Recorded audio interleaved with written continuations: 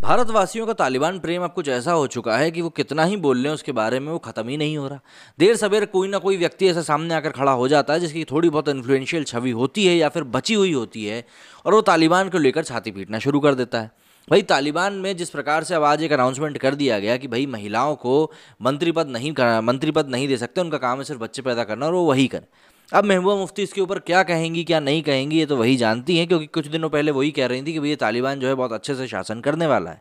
लेकिन अब इस पूरी फहरिस्त में जिसमें कि महबूबा मुफ्ती, मुनव्वर राणा, फारूक अब्दुल्ला, कई सारे नाम थे जो कि तालिबान की तारीफों में पुल बांध रहे थे और उम्मीद कर रहे थे कि वो शरिया के थ्रू वहाँ पर बहुत अच्छी गवर्नेंस करके दिखाएंगे।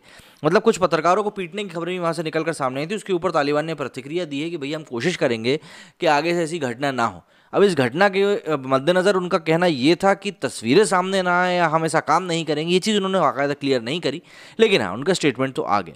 लेकिन अब इस पूरी फहरिस्त में जो लोग तालिबान का नाम लेकर भारत को बुरा बताने में लगे हुए हैं, उस फहरिस्त में एक बहुत ही महान नाम भी जुड़ गया है, जिसका नाम है दिग्विजय सिंह। जी हाँ, ये मध्य प्रदेश के 2 बार मुख्यमंत्री रह चुके हैं, लेकिन आजकल ये भी सिर्फ बेबाकी तरीके से कुछ अजीबोगरीब बयान देने के लिए ही जाने जाते हैं। समझते हैं जरा इन्होंने क्या कहा है। मोदी सरकार से टक्कर लेने के लिए कांग्रेस के जिस आंदोलन समिति की चर्चा थी, उसका असर कांग्रेस नेताओं के विवादित बयानों में दिखने लगा है। ताज़ा मामले में कांग्रेस के राज्यसभा सांसद और मध्य प्रदेश के पूर्व मुख्यमंत्री दिग्विजय सिंह ने एक बार फिर तालिबान से तुलना करते हुए राष्ट्रीय स्वयंसेवक संघ और इसके प्रमुख मोहन भागवत पर निशाना साधा है। इससे पहले यही काम जावेद अख्तर जैसे लोग भी कर चुके हैं। दिग्विजय सिंह ने शुक्रवार को बड़ी चतुराई से आरएसएस और तालिबान में समानता स्थापित करने के लिए कहा कि राष्ट्रीय स्वयंसेवक संघ और तालिबान की महिलाओं पर समान विचारधारा है। उन्होंने ट्वीट किया कि तालिबान का कहना है कि महिलाएं मंत्री बनने के लायक नहीं है। मोहन भागवत ने कहा था कि महिलाओं को घर पर ही रहना चाहिए और घर की देखभाल करनी चाहिए, क्योंकि मतलब क्या इसमें उनको कोई समान विचारधाराएं नहीं लगी?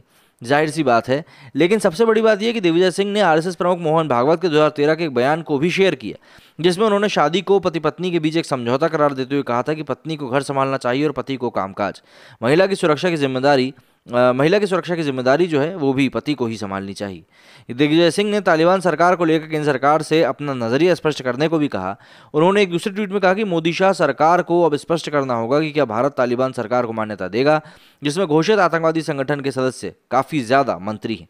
2 दिन पहले भी दिग्विजय ने इंदौर में आयोजित सांप्रदायिक सद्भाव सम्मेलन में बोलते हुए आरएसएस प्रमुख मोहन भागवत पर निशाना साधा था और आरोप लगाया था कि संगठन झूठे और गलतफहमियां फैलाकर हिंदू मुस्लिम समुदाय को विभाजित कर रहा है। और इसी कड़ी में हिंदू मुसलमानों का एक डीएनए वाले आरएसएस प्रमुख मोहन भागवत के बयान को मूल संदर्भ से हटाकर राष्ट्रीय स्वयंसेवक संघ पर हमला करते हुए दिग्विजय सिंह ने इंदौर में कहा था कि अगर ऐसा था तो लव जिहाद जैसे मुद्दे क्यों उठाए जा रहे हैं। गौरतलब है कि 3 सितंबर को एनडीटीवी के एक शो में अख्तर ने कहा था कि आरएसएस, वीएचपी और बजरंग दल का समर्थन करने वालों की मानसिकता भी तालिबान जैसी ही होती है। जावेद अख्तर ने इसी इंटरव्यू में आगे कहा था कि जिस तरह तालिबान एक मुस्लिम राष्ट्र बनाने की कोशिश कर रहा है, उसी तरह से कुछ लोग हमारे सामने हिंदू राष्ट्र की अवधारणा भी पेश कर रहे हैं। इन लोगों की मानसिकता एक जैसी है। तालिबान हिंसक है, जंगली है, उसी तरह आरएसएस, विश्व हिंदू परिषद, बजरंग दल का समर्थन करने वाले लोगों की मानसिकता भी एक जैसी होती है।